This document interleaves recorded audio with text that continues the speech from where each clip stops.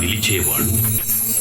మనసులో తలచిన వెంటనే గుండెల నిండా ధైర్యాన్ని నింపగలిగే మహాయోధుడు, అభయహస్తంతో ఎల్లవేళలా మనల్ని కాపాడే ఆ పవనపుత్రుడిని ఇప్పుడు మనసారా స్తుతించుకుంటూ శ్రీ పంచముఖ ఆంజనేయ స్వామిగా అవతారమెత్తిన కథని దృశ్య రూపంలో తిలకిద్దాం రండి. ప్రసన్నాంజనేయం ప్రభాదిత్యకాయం ప్రకీర్తిప్రదాయం భజే బాలగాత్రం భజేహం పవిత్రం భజే సూర్యమిత్రం భజే రుద్రరూపం భజే బ్రహ్మతేజం. అది రామాయణ మహాయుద్ధం భీకరంగా సాగుతోన్న తరుణం. శ్రీరామచంద్రుని సారథ్యంలో వానర సైన్యంతో విజృంభిస్తూ లక్ష్మణస్వామి తనతో పోరాటం చేస్తున్న రావణుడి కుమారుడు ఇంద్రజిత్ తలని బాణంతో ఒక్క వేటుతో వేరు చేశాడు.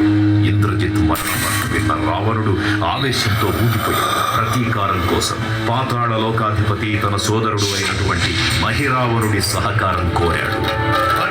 ప్రభాతంబు సాయంత్రమీ నామ సంకీర్తనలు చేసి నీ రూపు వర్ణించి నీ మీద లేదండ నటించేయ నీ మూర్తి గావించి నీ సుందరం పెంచి నీ సదా సుందరై రామ భక్తుండనై నిన్ను వేగొల్చెదన్.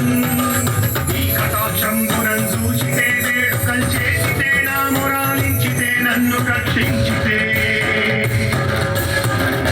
తంత్ర విద్యలో ఆరితేరిన మహిరావణుడి దాడి గురించి విభీషణుడి ద్వారా ముందుగా తెలుసుకున్న హనుమంతుల వారు తన ప్రభువుల విశ్రాంతి మందిరానికి కాపలా ఉండగా ఆ దుష్టుడు లోపలికి ప్రవేశించడానికి పలు ప్రయత్నాలు చేసి చివరికి మాయోపాయంతో విభీషణుడి రూపం ధరించి మందిరంలోకి ప్రవేశిస్తాడు.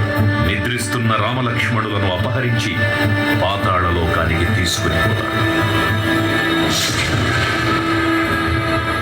అంజనాదేవి గర్భాన్మయా దేవని నిల్సనేనంత వాడన్ దయాశాలి వై చూచియుందాతవై కదన్ నిల్చియున్ తొల్లి సుగ్రీవకున్ మంత్రిపై స్వామి కార్యార్థమయ్యేగి శ్రీరామ సౌమిత్రులను చూచి వారి విచారించి సర్వేసు పూజించి ఎవ్వారు చంపంటు గావించి వారిని సంపించి సతిలకు కృపాదృష్టి వీక్షించి కిష్కింధకే తెంచి శ్రీరామ కార్యార్థమై లంకకే తెంచియున్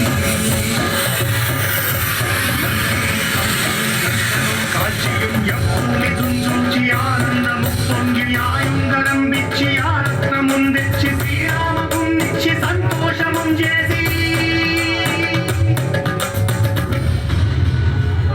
తన ప్రభువులను కాపాడుకోవడానికి వాయువేగంలో పాతాళలోకానికి చేరుకున్న ఆంజనేయ స్వామికి సగం మొసలి సగం వానర రూపంలో ఉన్న వింత జీవి ముఖద్వారం వద్ద కాపలా కాస్తూ కనిపిస్తుంది.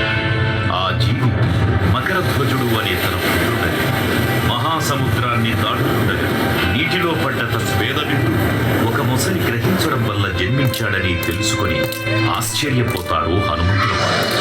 తన పుత్రుడిని యుద్ధంలో ఓడించి పాతాళ లోకంలోకి ప్రవేశిస్తాడు.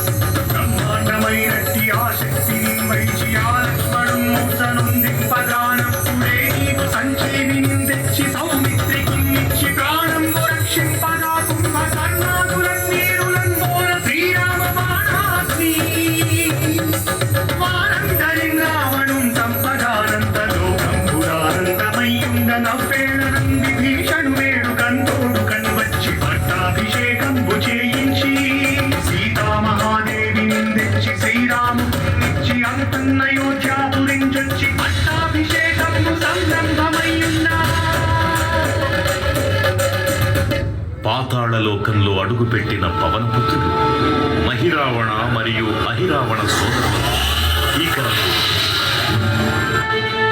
5 దిక్కులలో ఉన్న 5 దీపాలను ఒకేసారి ఆర్పడం ద్వారా మాత్రమే వారి మరణం సంభవిస్తుందని చెప్పగా అప్పుడు మహాబలి 5 ముఖాల ధారణ చేసి పంచముఖ ఆంజనేయునిగా అవతరించి ఏకకాలంలో 5 దీపాలను ఆర్పివేసి ఆ దుష్ట సోదరులను తుదముట్టిస్తాడు.